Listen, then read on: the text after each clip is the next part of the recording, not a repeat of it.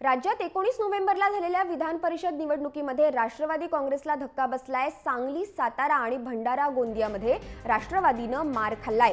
दुसरीकडे काँग्रेसचे आणि भाजपचे 2 उमेदवार निवडून आलेत। नांदेड आणि सांगली, साताऱ्यात काँग्रेस उमेदवार विजयी झालेत। जळगाव आणि भंडारा गोंदियामध्ये भाजपचे उमेदवार निवडून आलेत। तर यवतमाळमध्ये शिवसेनेचा उमेदवार विजयी झालाय। पुण्यामध्ये राष्ट्रवादी काँग्रेसनं मात्र आपला गड कायम राखलाय।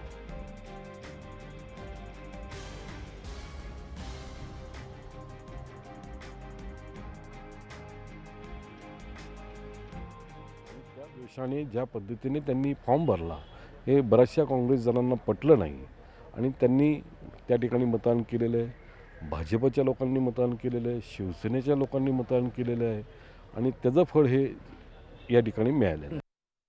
सर्व लोकांचा आशीर्वाद होता। भारतीय जनता पक्ष सर्व नेता कार्यकर्ता व सर्व संघटनांच्या सर्व लोकांचा साथ होता आणि सर्वांचा आशीर्वाद होता, त्यामुळे मी निवडून आलो।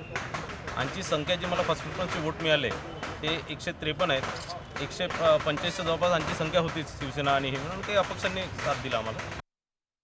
हा विजय खऱ्या अर्थाने मोहन शेठ दादांनी जे 45 वर्ष सांगली जिल्ह्यामध्ये सर्वसामान्य लोकांमध्ये राहून जे काम केलेलं आहे, सरपंच पदापासून जिल्हा परिषद सदस्यापासून ते जिल्हा परिषद अध्यक्ष, हा त्या गोष्टीचा विजय आहे।